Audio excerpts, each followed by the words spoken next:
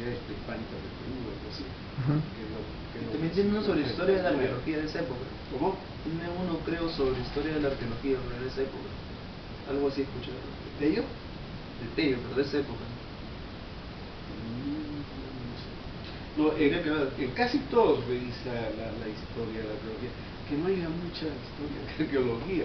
En realidad, si usted hubiera hecho una historia de la arqueología en 1940, por ejemplo, que es cuando Tello ya comenzaba la enfermedad, iba ya progresivamente limitando, si es que él hubiera tenido que referirse en el 90% a su trabajo.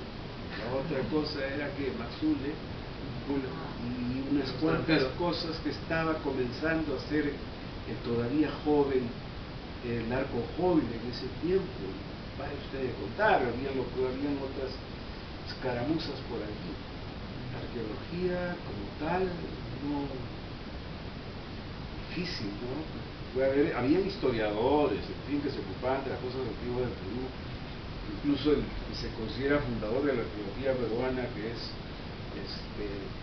Eduardo de Rivero, en el siglo XIX, ya arqueólogo, nada, visitó algunos sitios, descubrió sitios arqueológicos, y lo demás era historia. Bandelier, Claro, Bandelier es norteamericano, ¿no? Mariano Eduardo ¿Es excavaciones? peruano. ¿Hace excavaciones? Bandelier sí, pero él era más o menos antes que Ule. Claro, contemporáneo. Más o menos. Un poquito antes estuvo con más plata que Ule. La única diferencia. La diferencia que tenía con Ule es que Ule era nazi y Bandelier no.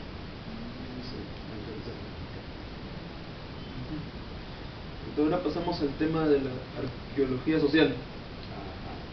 Bueno, usted es el fundador de la arqueología social en el Perú. Bueno, muchos lo consideramos así usted.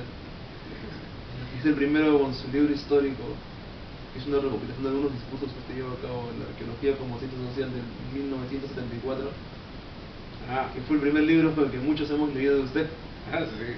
¿No? Expone ahí ciertas bases, ¿no? Claro, ese ¿Y así qué vendría a ser específicamente? Ya lo hemos leído, ¿no? Pero me gustaría que usted en esta entrevista diga ¿qué vendría a ser la arqueología social? Ese libro es el resultado de una preocupación que yo tenía. Yo siempre he sido un militante de izquierda, nunca he estado en un partido específicamente, yo soy demasiado indisciplinado, entonces es muy difícil estar en un partido. Pero tenía una postura definida de izquierda. Y en mi juventud la salida que nosotros encontrábamos a esto era el tener una militancia combativa, cosa en la cual yo estuve.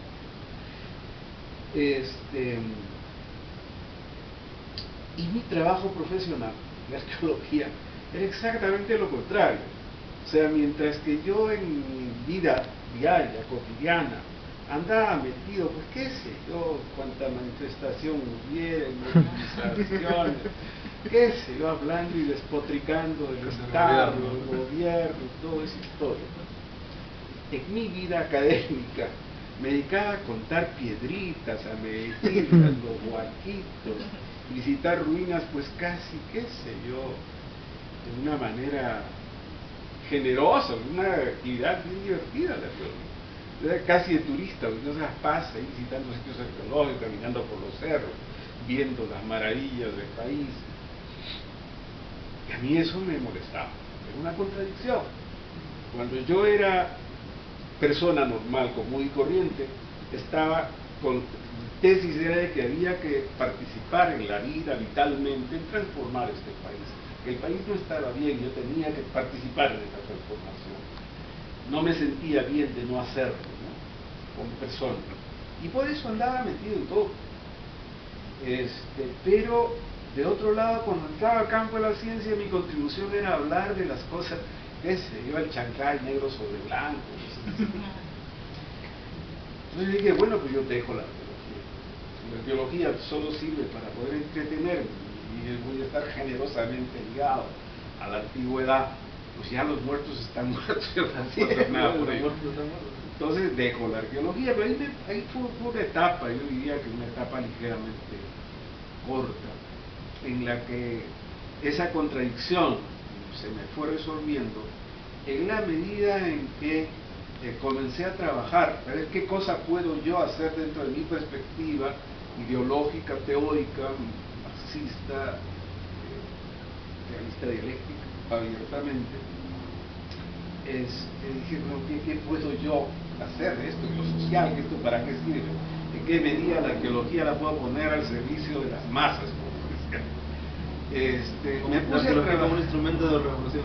Sí, eso era lo que yo pensaba, ¿sí? ¿Qué cosa puedo hacer para que eso sea así? Comencé a hacer lo que de alguna manera se estaba haciendo ya.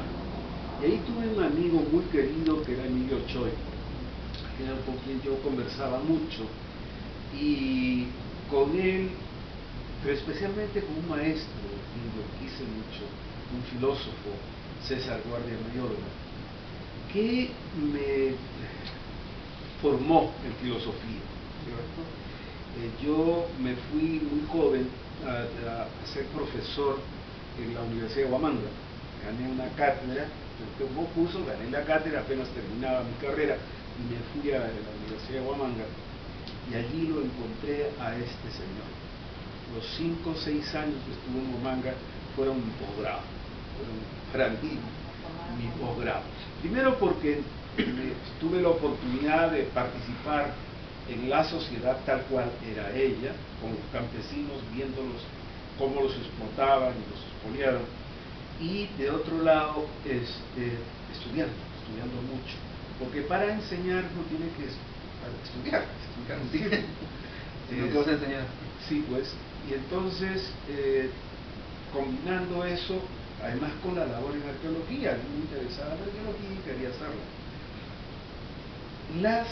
Este posgrado tuvo para mí como fondo una cátedra permanente de este amigo mío, el profesor, el doctor Guardia Mayorga, con quien todos los días nos reuníamos a cenar y caminábamos por Ayacucho, normalmente a las nochecitas, a partir de las 6, 7 de la tarde, y conversábamos sobre filosofía, teoría en general, la epistemología, cómo era, cómo se manejaba, cómo se generaba el compromiso teórico entre la persona y su realidad. Entonces eso lo fui progresivamente insertando, y luego tuve la suerte de tener un gran amigo, filósofo también, Abimael Guzmán, con quien éramos muy próximos, muy amigos. Justo le iba a hacer una pregunta, sí. Y con él aprendí mucho sobre el manejo fundamentalmente de la lógica dialéctica con la cual él trabajaba. Fue la única época en la que tuve tiempo para leer a Kant, leer a los filósofos clásicos, para poder conversar con él, porque él me indicaba cómo poder hacer. No, que fue parte de mi curso de posgrado, digamos, que tuve allá. Aprendí desde luego a enseñar, a dar clases, cómo organizar una clase, aprendí a desarrollar un proceso de escritura.